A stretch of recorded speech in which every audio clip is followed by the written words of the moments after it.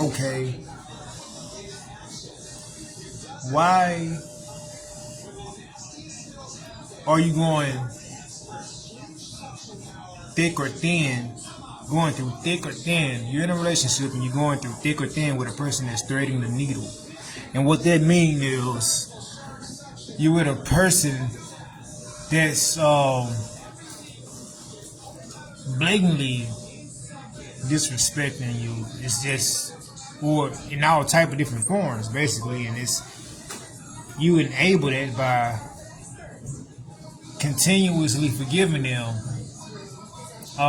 thinking that in due time a better understanding will develop as well as the love deepens through the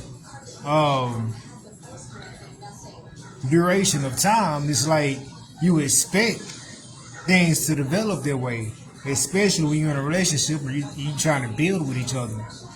But like I said, you're willing to go through thick and thin with a person who's threading the needle. It be like that sometimes, right? And it's not like a one-sided type of thing, because both are attracted to each other for a reason.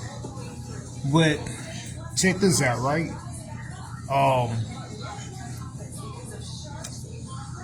Let's just say a lady talked to me and she was crying. And she was just feeling bad. She was kind of hard on herself, right? She was hard on herself. And she was like, man, I ain't shit. I cheated on my boyfriend with the bro. And now we got to talking about that. You know, I kind of like feeling sorry for her, because she obviously knows that she's wrong. She's taking accountability, and she's showing signs of sorrow and regret. So in telling me, reminding her, yeah, you wrong for that, that's messed up, I see that she's already aware of that. So what do? I tell her it's okay. That's okay. You know what? It's actually natural for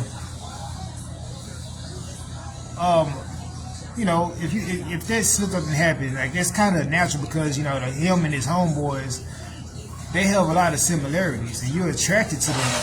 You're attracted to your boyfriend for a reason, and the people he hang out with, well, they're basically like different versions of each other.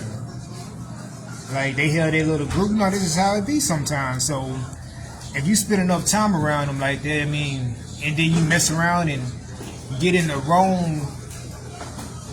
I told her what might have happened is you call yourself trying to suppress those unwanted desires, because you know that's wrong. Just to feel any type of attraction towards your friends, towards your boyfriend's friend, is like, it's just disloyal in a sense, but it's natural because they got so many similarities. But y'all, I think what happened is, by you suppressing these feelings, or you gotta acknowledge that maybe you would feel that way, you would mask it with, like, I don't like him or something, or I just can't stand your homie, or he'll annoying, or whatever. You saying you feel this way about it, because like women tend to do that when with guys and they homeboys say, I don't like your friend, this and that and this. Sometimes it should be frank, it's a cover up, and I feel like this was the case. She was trying to suppress those feelings or deny those feelings, and it's if they don't exist, because nah, whatever.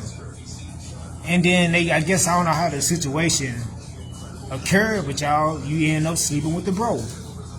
But I told her, man, don't be too hard on yourself. At least it wasn't with the op. She said, I'm an animal, indicating that,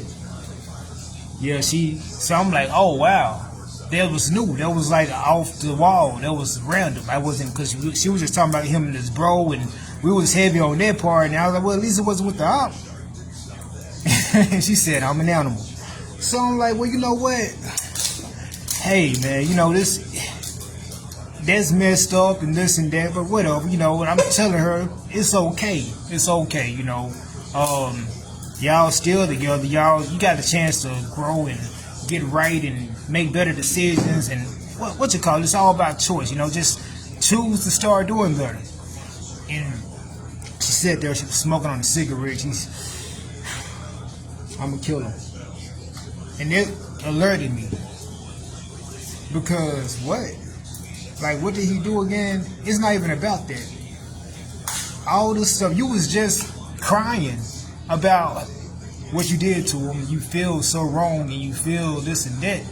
And as we talked about it and stuff, you know, you sticking around this relationship and it's getting to the point where you just thinking about killing him. And that made me realize,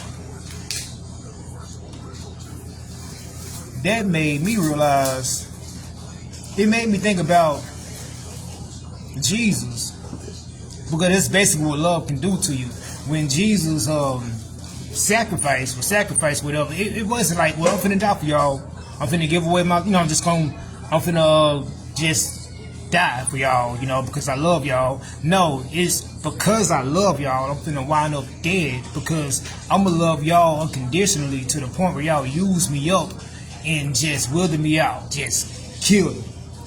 That's basically what happened with Jesus. That's basically what happened, and that's like the message behind it is basically the situation. It's like you going thick and thin.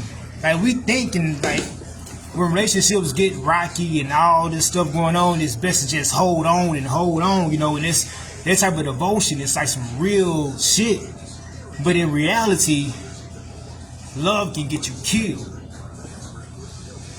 Like, I guess I don't know. So what? I kind of got stuck right there, you know. So back to the old girl. It's like you don't deserve them. I mean, I tapped into my senses and I realized, like, I'm over here just patting you on the head and making excuses for her, you know. All this time she's telling me this, and all this time I guess I feel like because she's admitting her faults, that she's automatically exempt from any type of guilt, the consciousness, if it's already released through her acknowledgement and accountability. But apparently it's not. Because, like, the longer she stay with him, the worse she's getting. It's like, to the point she can't help herself. And it's like, I don't know. Those type of situations, man,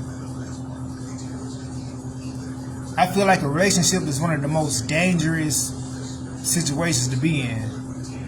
Most people that go to jail, most jail cases is always behind some type of relationships. You know, most, you know what I'm saying? It's a lot of things that go down, a lot of crime, and it's always behind some type of relationship, you know. But I don't know. I'm kind of getting lost for words. I think I pretty much got. Well, I just haven't gotten to the point yet. But I got the story. I got that story out the way. So that's what happens when you call yourself being a thick or thin type of person with a person that's obviously threading the needle, and you thinking that in due time they're gonna see that you down and you a ride or die, and you like loyal to the T, and they're gonna, like, eventually, once they see the consistency, and it's to the point they can't help but to realize this person is actually like loyal and devoted to me. No matter what I do, they're gonna stick around. They showing me that they're willing to stay with me to the end. And you would expect for them to reciprocate that energy eventually, but all it does is enable their bullshit. No other way I can put it. So, like I said, a relationship is one of the most dangerous situations to be in. So, if it's, you gotta know when to leave, man. always, you know what I'm saying, I preach togetherness and unity, and you know, I want people to like stay together and blah blah blah and all this and that, because you know, just, you know, sometimes, man, you gotta know when to let go, for real, for real. I don't know what else to say. Oh yeah, and speaking of love, and it's like, whatever, that's enough. I think I said enough. It's just something to think about.